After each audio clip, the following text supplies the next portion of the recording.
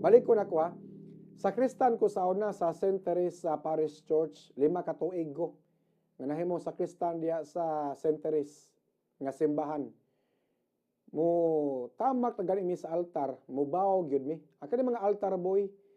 Aka na mga sa Kristan kay bawo na unsa ka sagrado ang altar sa simbahan.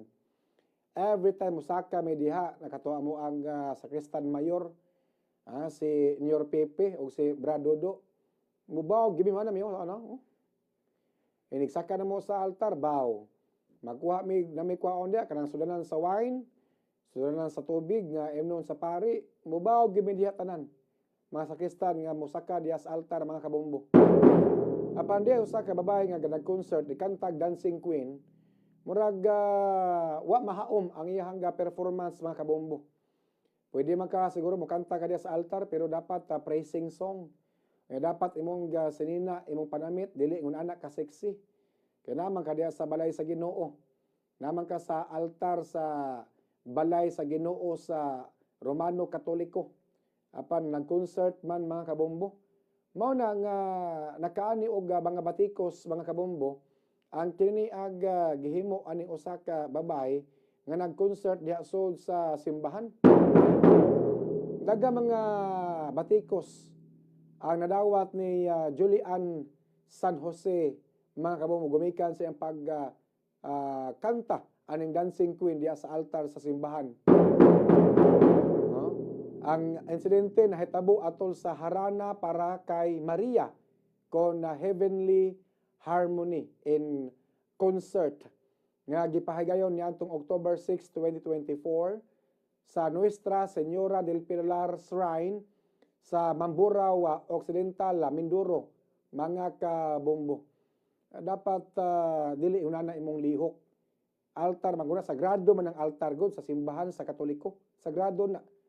Basta sa ako nakatunan kaniadto 5 ko katuig sa Kristan sa St. Teresa Parish Church. Every time mo patong na gani mi sa altar, mo baw mi.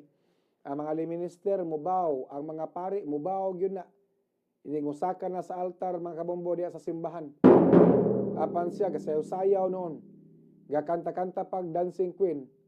Bubintaha siguro gikanta ni praising song. Our Father baka ha. Or uban pa nga mga kanta diha sa simbahan. Kanya iyang panamit, pinakita pang paa.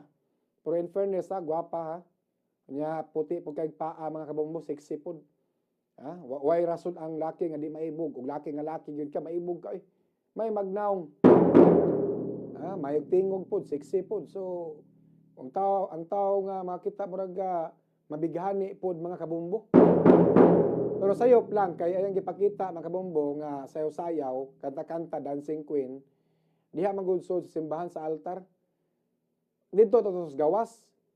Sa gawa sa simbahan ba? Huwag mahadlok mag-uwan, di mag-tent-tent, good.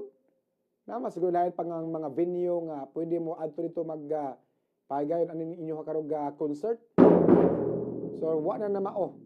Wa na masubay sa insakto. Dapat act accordingly, dress accordingly. Naman kasudya sa simbahan.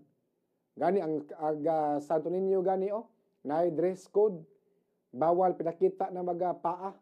Bawal pinakita ang pusod, bawal mga sexy. Simbahan maguna. So, kabantay mo sa simbahan sa Basilica Minor del Santo Niño, na dress code. Kining gisulooban ng bayhana, di ni kapasar sa simbahan sa Basilica. Di ni kasod. Kining gisuloob ni Julian San Jose. Di ni kasod sa Basilica Minor del Santo Niño, mga kabombo, kay sexy ra kaayo. Kanta-kanta pag yun og Dancing Queen, mga kabombo. Pwede siguro ni sa gawa, siguro simbahan, ato kayo ito magkatakantag Dancing Queen. Pero kini ang gipakita, patay mura og ambot o dalipay bang Ginoo ani.